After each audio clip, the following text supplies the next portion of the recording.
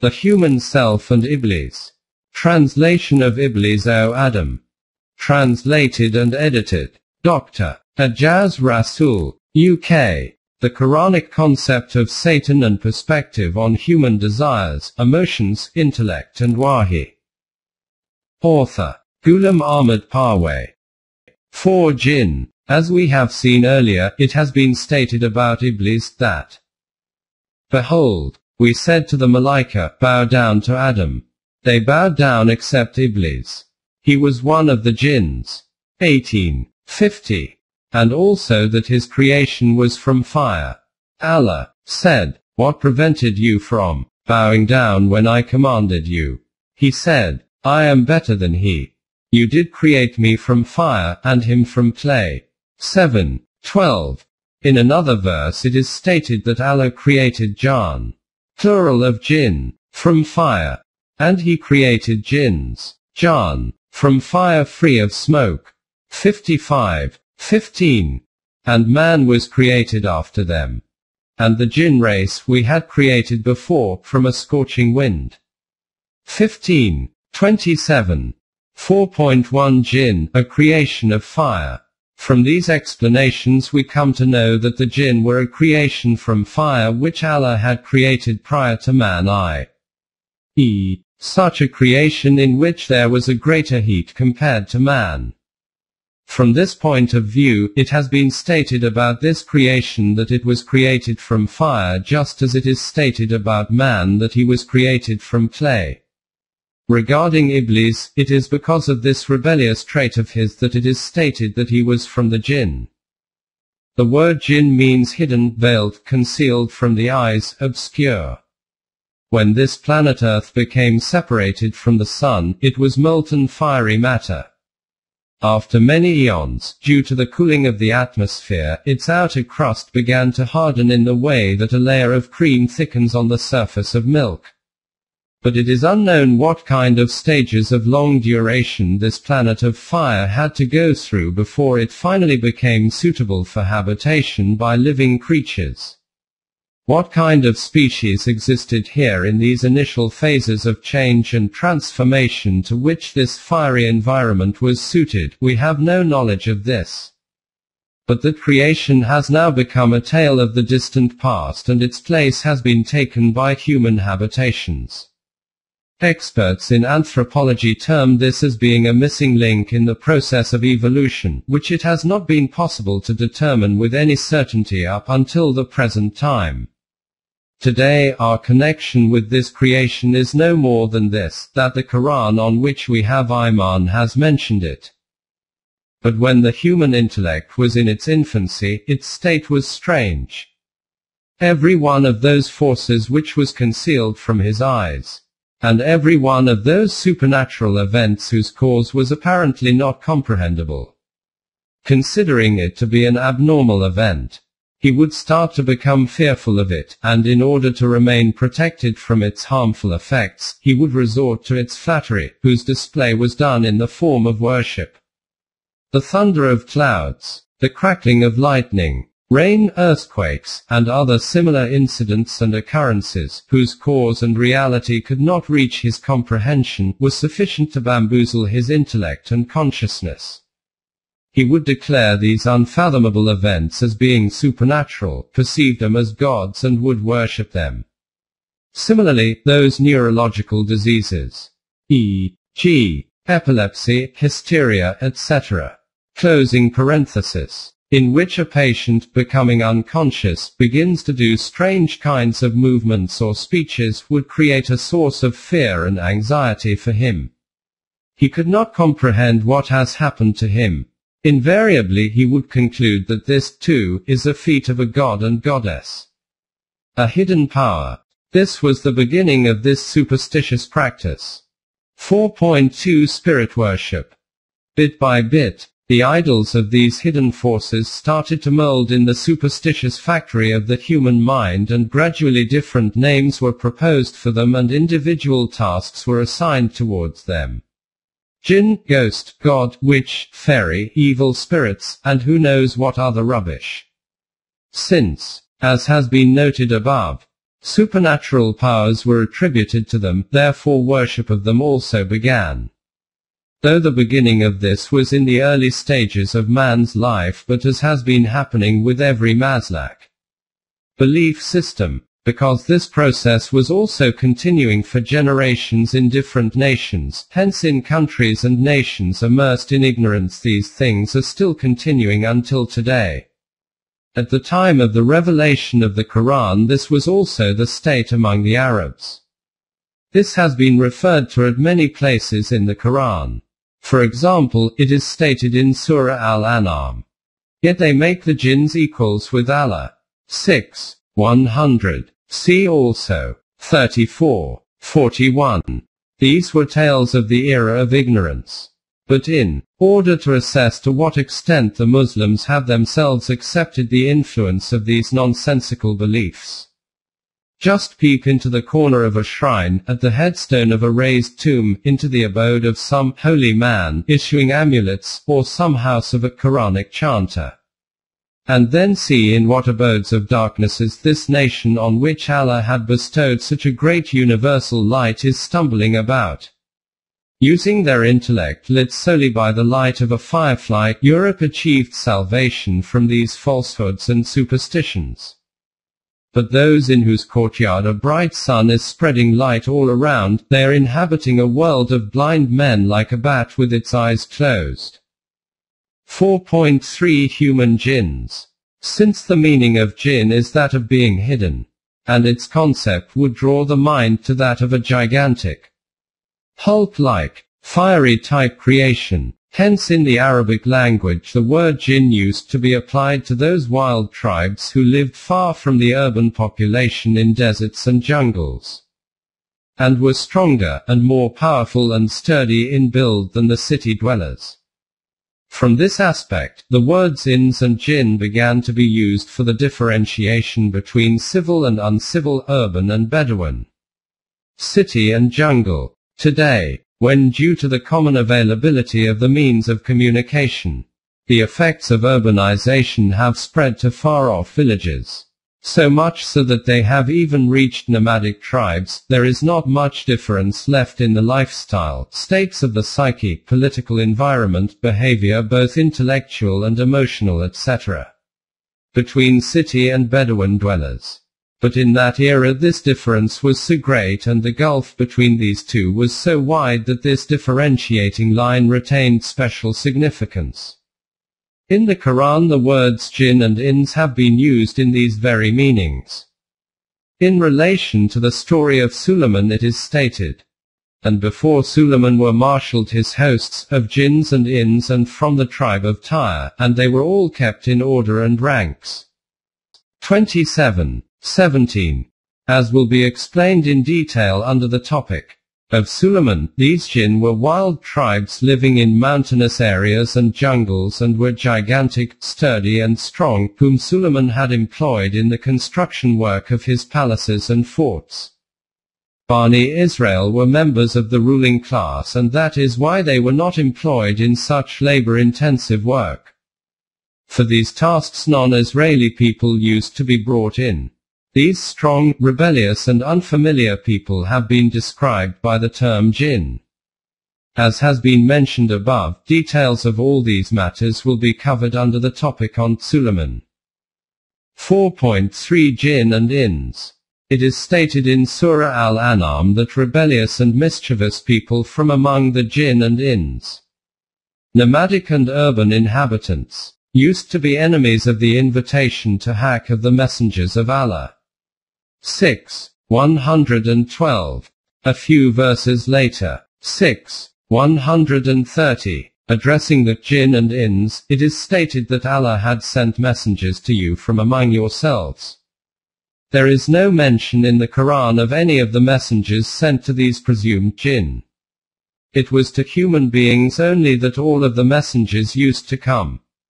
From this also it is evident that jinns and ins are indeed simply two groups of people, ins, the inhabitants of civilized urban areas, and the jinn, a nomadic population of the deserts who were out of view of the urban population and lived in the wild. Hence, wherever there is mention made in the Quran of the jinn and ins, by this will be meant these same two groups of people. 4.4 Listening of the Quran by jinn. As has been noted earlier, at the time of the revelation of the Quran there were two specific categories of the inhabitants of Arabia.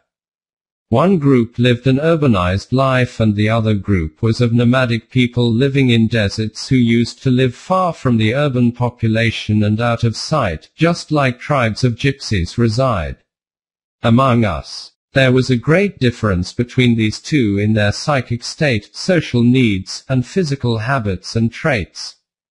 The invitation of the Quran was for both these groups. But it is obvious that the way to address these two in terms of style of address and technique of preaching could not have been identical. This is the reason that the Quran has mentioned these denizens of the desert separately also. In the light of these introductory remarks, the meaning of these verses of the Quran in which it is stated that the jinn came to hear the Quran from Rasulullah can be easily comprehended. 46:29-32. They used to mention Moses, from which it seems that they held Jewish beliefs or indeed were themselves Jews. Further detail about them is also given in 72:1-7. 4.5 Procedure of righteous guidance is for human beings only. As stated above, the system of righteous guidance in the world has been established solely for human beings. Cast an eye once more on the story of Adam, and this fact will become glaringly evident that the appearance of the Rasul, messengers of Allah, and the revelation of the guidance of Allah, was all for the children of Adam. Bani Adam. This procedure of guidance is not for any other creation apart from Bani Adam. It is stated, what kept men back from Iman when guidance came to them, was nothing but this. They said, has Allah sent a man like us to be his messenger? Say, if there were settled on earth angels walking about in peace and quiet, we should certainly have sent him down from the heavens an angel for a messenger. 17:94-95. It is stated in these verses that because human beings inhabit the earth, that is why it was necessary to send only a man who was made as a Rasul, messenger. If angels inhabited it, then angels would have been made as messengers and sent, etc. etc. If a fiery creation of jinn inhabited here, then a messenger would have been sent from among him themselves. This is the reason that the messengerhood of Rasulullah is for mankind alone. Say, O mankind, I am sent unto you all as the messenger of Allah. 7:158. See also 10:57-34. 28. Keep these facts before you and then reflect that can drivel and lies like those jinn, ghosts, demons, shadows, witches, evil spirits, etc. possessing human beings even pass through the mind of a Muslim. He whose Iman is that Allah has made everything in the earth and the heavens subservient to him. Can this kind of superstition even come anywhere near him? 4.6 What are spirits and jinn in reality? That which is believed to be the shadows of jinn and spirits, their reality is nothing other than neurotic illnesses. Up till the world was passing through the era of ignorance, these diseases whose causes and effects were not able to be comprehended used to be attributed to the effects of supernatural powers. Even until yesterday, the state of Europe was also this. But they carried out research of these matters and gradually, in the light of knowledge and reasoning, they removed these dark layers of superstition one after another. But wherever now there exists the grip of ignorance, this kind of superstition reigns there in the minds of even apparently rational people. If other nations of the world had become trapped and stuck in this kind of nonsense, then this occurrence would not have been so surprising, because what knowledge and vision did they even possess? But the greatest misfortune of all is that of the Muslims. That despite being in possession of a beacon such as the Quran, they are continuing to be chained to this kind of drivel and hocus-pocus which is affecting their awareness. As for the rest, that these kinds of diseases, epilepsy, hysteria, etc., can be treated by spells and incantations, details of this will be given under the subject of Seher. Magic. Here, it will suffice to simply understand this much, that neurotic diseases are closely connected to human nerves. That is why they are called neurological diseases. And the effect of the power of thought on human nerves is a daily observation of psychology. Spells and magic are all tricks of willpower. Freud, the renowned leading psychologist, researched into this obscured reality and reached such a practitioner who used to treat these kinds of neurological disorders with mesmerism. Willpower. Freud learned mesmerism and also practiced it. But after this he progressed further and this reality became unveiled to him. That the connection of these diseases was totally with the human nerves and that their treatment could be carried out using psychological techniques. After this, gradually and slowly, the scientific interpretations of this issue of superstition became apparent. Today such practitioners of this skill are to be found everywhere in Europe and America. But they are called doctors and are considered as such, they are not declared to be anything more than this.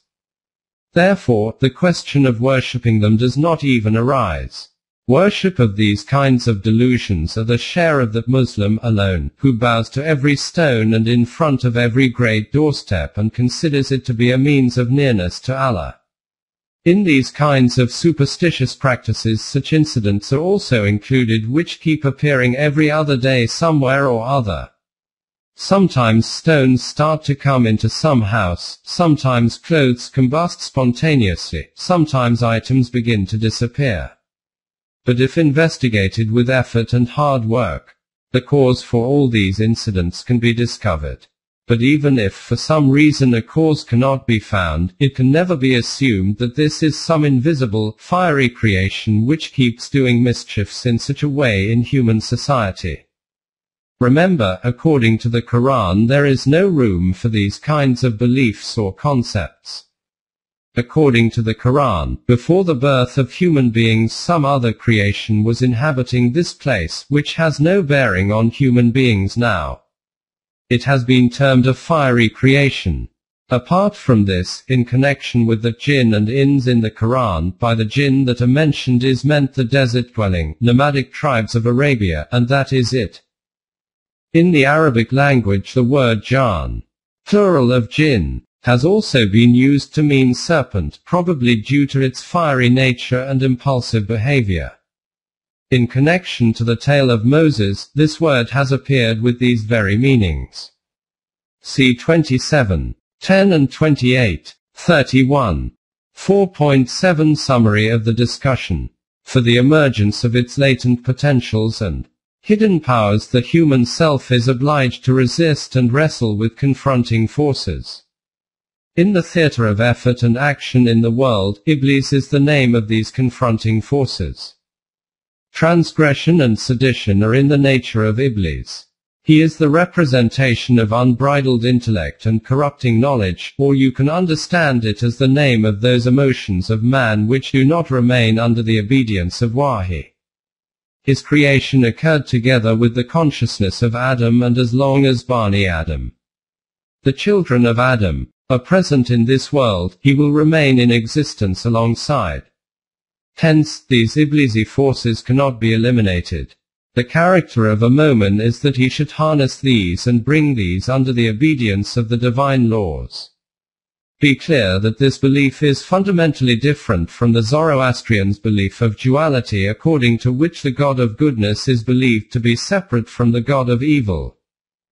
The reality is that the fundamental problem which has confused and befuddled the human mind up until now is the issue of good and evil.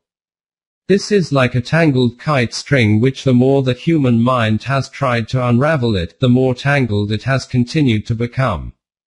Wherever in the world there is the concept of goodness, the concept of evil exists in opposition to this. Wherever there is the concept of Allah, in opposition to this there is the concept of Satan or Iblees. Both of these appear in front of each other in the status of adversaries. In human history, with every Ram, Ravan is seen to be engaged in combat. In opposition to every Yazdan, and Ahman is seen busily opposing it.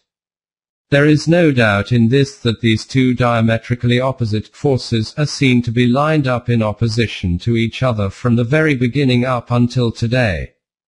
But the concept which the Quran has presented of Iblees is distinct from this. It has not presented Iblees as a force which has the status of an adversary of Allah and which is engaged in grappling with him. What force can there possibly be in the universe which could be considered as competing with Allah, and then also such a competitor that it can stand solidly before Allah? The Quran has stated that the freedom to choose and intent is only the prerogative of Allah. There is no thing in the universe which possesses this power. Allah has given a speck of this power of his to man, as a result of which he has become the holder of free will and intent within his own limited sphere. On the basis of this power he makes decisions for his own self. In the universe Allah's law is in implementation and operational. Man possesses this authority that if he wishes he can adopt that path which is congruent with the divine laws, or if he wishes he can adopt a path counter to it. In other words, if he wishes he can take his potentials in one direction, or if he wishes he can face them in another direction.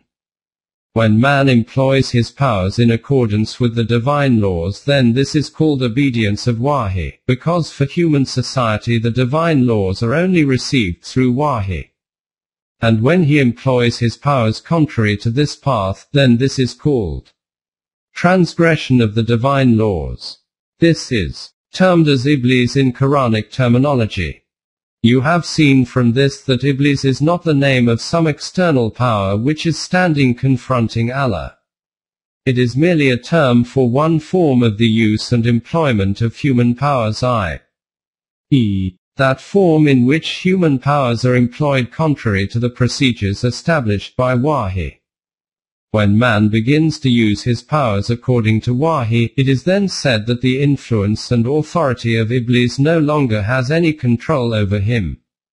In reality, this means that man has used his choice and intent in a correct manner and has selected that path for himself which Wahi had designated for him and by which he will reach the objective of human eminence with ease. From these explanations this fact will have become apparent that Iblees is not the name of some force which is facing Allah in confrontation. Such a force does not even exist in the world. Hence, acknowledging Ahman and Yazdan as being two permanent powers is the duality of Zoroastrians, which has influenced human thought adversely. This same duality has continued to appear wearing different cloaks throughout different eras, duality of spirit and matter, which in Hindu philosophy is called the rivalry between Atma and Prakriti. But with the Quranic concept of Iblees this duality disappears automatically. Iblees is the name of that decision which makes man agreeable to go against Wahi. This is what is called unbridled intellect and corrupting knowledge. Even though the outcomes of such a decision appear initially to be very attractive and pleasurable, their fruit is always bitter in the future, as a result of which severe hopelessness descends on man. In the Arabic language hopelessness is called balas, bls, and it is from this that the word Iblees has originated.